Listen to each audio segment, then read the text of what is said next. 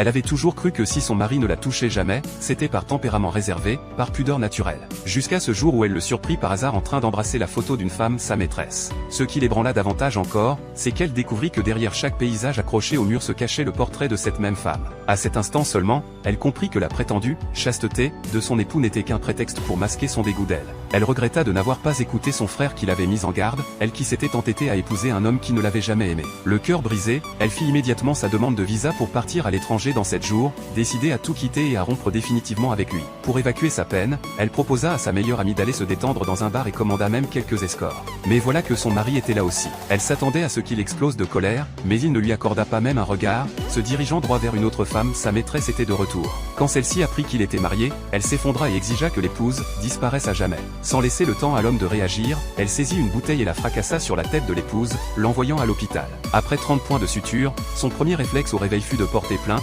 mais son mari l'en empêcha. Il prétendait avoir déjà puni sa maîtresse, mais cette soi-disant punition consistait simplement à lui interdire de sortir. Elle lui demanda avec indignation ce que valait une telle sanction. Mais son époux retourna les accusations contre elle, menaçant qu'aucun avocat n'oserait prendre l'affaire, car il avait le pouvoir de tout arranger. Désabusée, elle raffermit sa résolution de quitter cette maison dans 6 jours. Mais en rentrant chez elle, elle découvrit que la maîtresse avait emménagé. Le lendemain matin, elle se réveilla avec les cheveux coupés. La maîtresse lui dit en souriant qu'elle voulait faire une perruque et que ses cheveux étaient parfaits. Quand elle voulut protester, les domestiques la maîtrisèrent de force, l'obligeant à s'agenouiller et lui assénant 99 gifles jusqu'à ce que son visage soit en sang. Son mari, rentrant à la maison, fut témoin de cette scène. Pourtant, il resta de marbre, déclarant avoir déjà réglé l'affaire. Son règlement consistait à couper une mèche de cheveux à sa maîtresse. Elle craqua, fracassa leur photo de mariage contre le sol et vit enfin cet homme tel qu'il était vraiment. Mais le cauchemar n'était pas fini. Cette nuit-là, un ennemi de son mari débarqua soudain, kidnappa les deux femmes et leur attacha des bombes à retardement. Quand l'homme arriva sur les lieux, il sauva d'abord sa maîtresse. Au moment où il voulut secourir son épouse,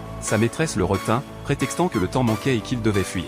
Elle survécut de justesse mais se retrouva de nouveau à l'hôpital. À son réveil, elle découvrit qu'elle était devenue donneuse de peau pour la maîtresse, celle-ci craignant les cicatrices, sa peau à elle était la plus appropriée. Elle protesta avec colère mais n'obtint qu'une réponse encore plus glaciale.